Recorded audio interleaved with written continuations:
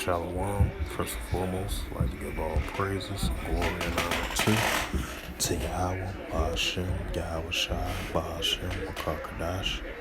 Double honors to the elders of Great Millstone for preaching His word truthfully and sincerely. And shalom to the Akim, scattered through the four corners of the globe, preaching the word truthfully and sincerely as well too. And I say shalom to your Akim out there. And this is two news articles that I want to bring out. And this was recently, I would say like a couple of days ago. And this is from the Associated Press News. And this was published by Rosalia, Ben Rosalia, and Thomas Adamson from the Associated Press News. And it reads, Tunisia investigates a guardsman's motive for killing 5 people outside a historical you-know-what. And it says, Tunisia authorities open an investigation Wednesday into a shooting attack at a you-know-what that killed 2 small hat pilgrims and 3 members of the country's security forces. The motive of the gunman who guard killed before he could enter the building on the island of Jerba remains unclear.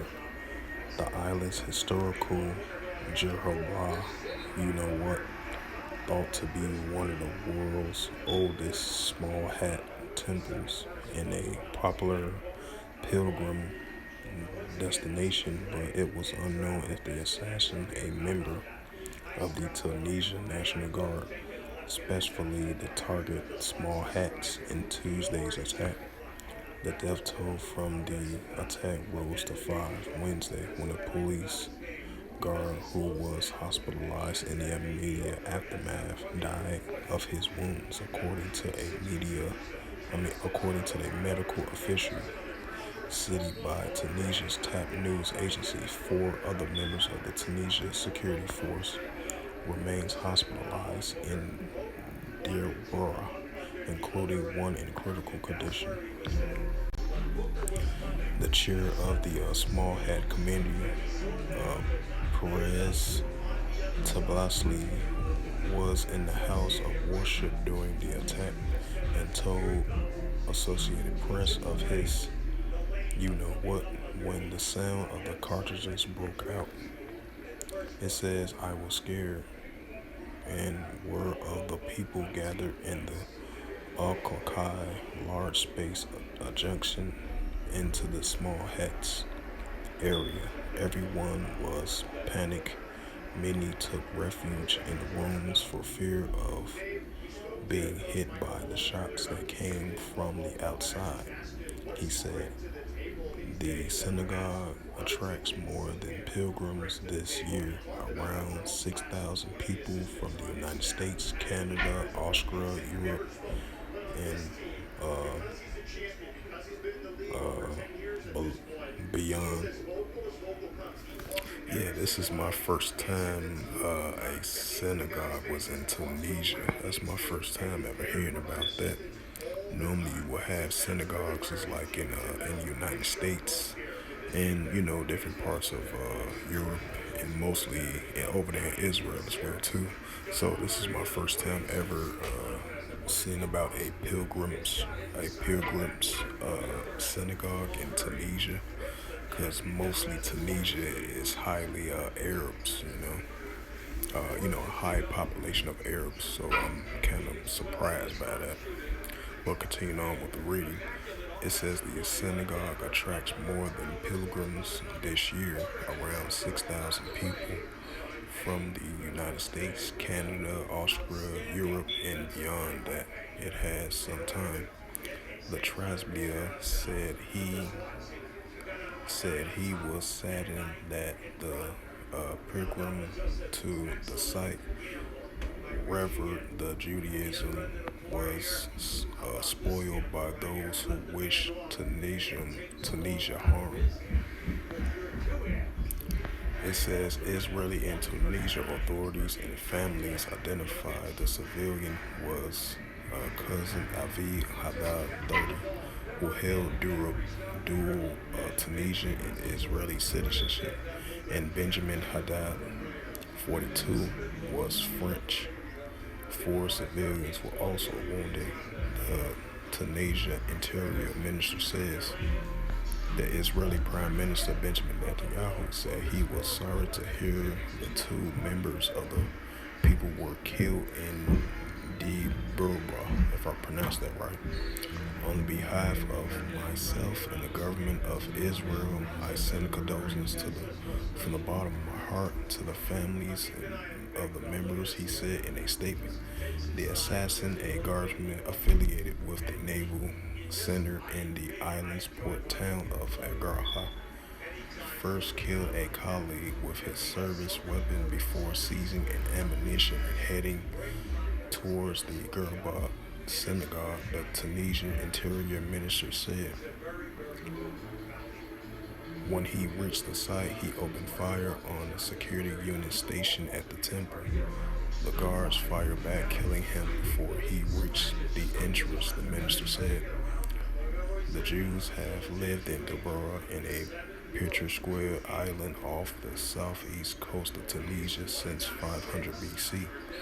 The first Jewish arrivals were said to have brought some stones from ancient temples of Jerusalem that was destroyed by the Babylonians. The stone is kept for grotto at the synagogue. Women and children descend into the grotto to place eggs, scrawled with wishful messages on them. So I'm gonna read the rest of all of that. So as this incident took Tuesday over there in Tunisia, as it says again, Tunisia investigated a guardsman motive of killing 5 outside a historical synagogue. And this is another news article. It says Slovakia. And this is a news article from the Associated Press as of May 10, 2023, and it reads by Noel L.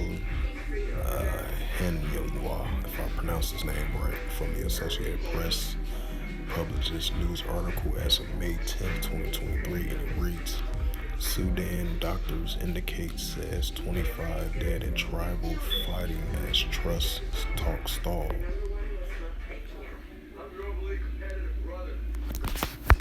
If I can X that out. It says tribal clashes over several days killed 25 in southern Sudan.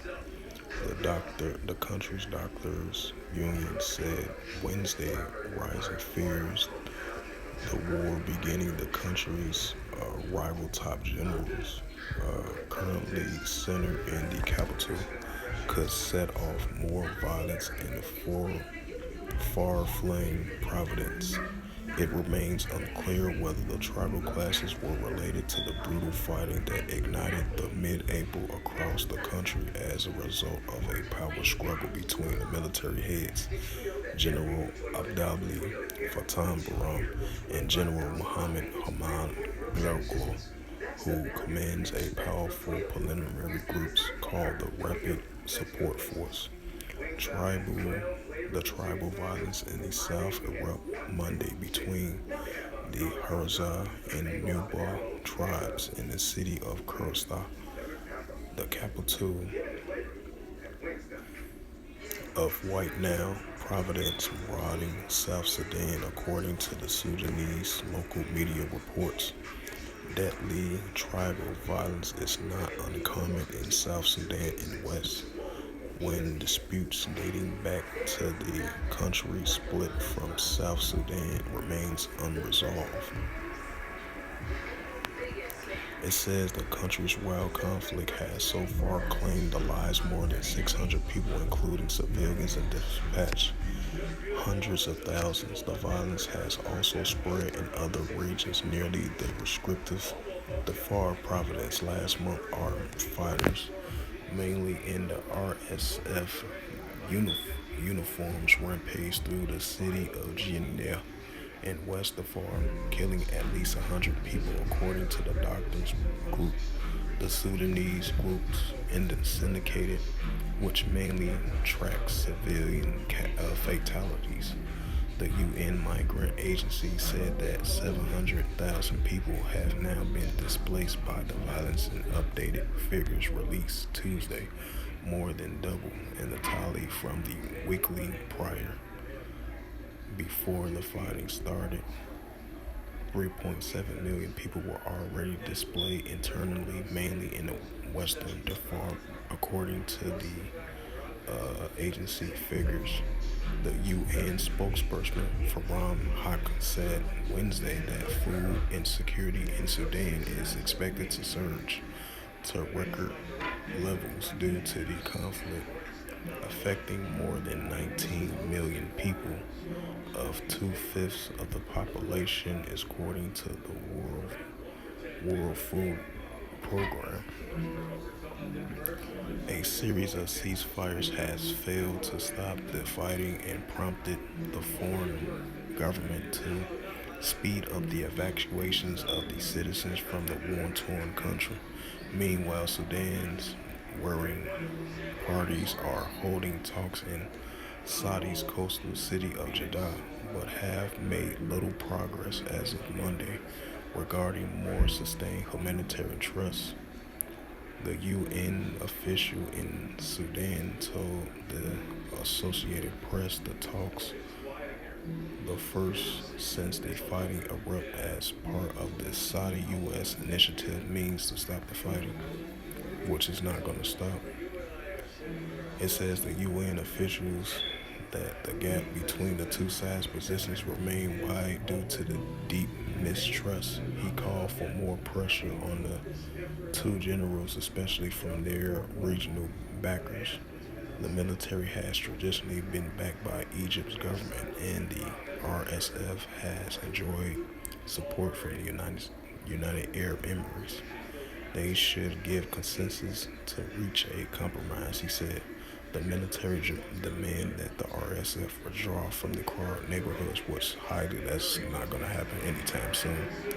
Power and other facilities and oil facilities to one central base outside the city, according to the two senior military officials that direct knowledge of the talks. Meanwhile, the preliminary groups are saying that they should retain control of all the bases is held prior to the conflict, including the key locations in the capital, such as the Khartoum airport, according to the RSF officials involving the preparations for the talks. That they said the RSF is also looking to ensure the ranks and still pay out the national budget, that is wounding soldiers can receive adequate medical treatment. All officials on the conditions on anomaly because they were not authorized to talk to the media because of ongoing negotiations. Saudi Arabia foreign minister has said the talks to achieve efforts short-term ceasefire to facilitate humanitarian assistance, which I believe the two groups, the two armysmen groups, they have agreed to the giving it a okay to assist the humanitarian food to be deployed over there, but under a trust agreement, they don't agree to that. I believe a news article came out of that as of recently as well too. I just want to add a note to that. But continue on, it says Saudi Arabia foreign minister said the talks to aim to achieve efforts of a short-term ceasefire to facilitate humanitarian assistance and agree on the timetable for the negotiations to reach a permanent ceasefire. So I'm going to bring out Luke 21 and 25.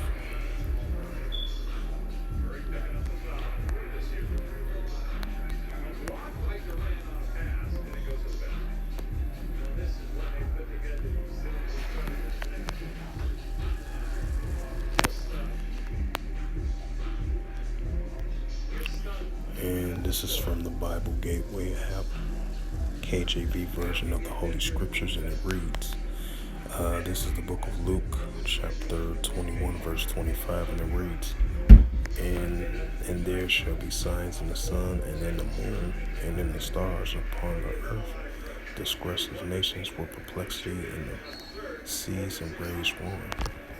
Right, we're seeing the increasing of the distress of nations. Definitely with the tensions are escalating over there in Sudan, as you see right here for a prime example of the distress of nations and the uprises and sedition increasing around the world. And this is a prime example right here, even though they have been having increasing discussions as of lately of a potential increase in ceasefires, but multiple ceasefires haven't been working because you've been seeing the increasing intense fighting on both sides down there in Sudan. As it says again, Sudan doctors indicate it says 25 dead in a tribal fighting as truce talk stalls once again. Even though they was under a 7-day ceasefire, I believe that 7-day ceasefire might be up. So that shows you, hey, the escalations are going to continue to stir up now, so more than ever. And they said a lot of people were being dispatched and displaced as well too, due to the heavy fighting down there in Sudan. So we're going to continue to see that increase. And then right along with this second news article I brought out, this incident happened on Tuesday, I believe. As it says again, it says Tunisia is investigating a guardsman motive for killing 5 outside a historical synagogue. And I'm going to bring out that scripture for that news article as well too.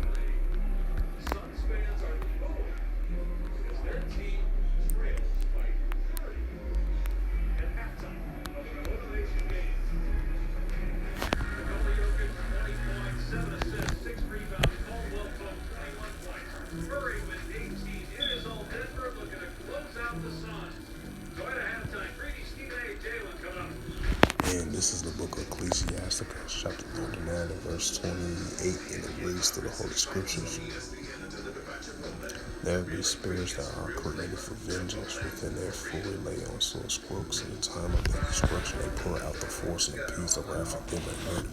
Right, spirits that are created for vengeance. So we're starting to see that increase as well too, especially with that recent attack over there in Tunisia, outside of a temple synagogue, as a guardsman killed 5 people, and I believe he was neutralized as well too in the scene.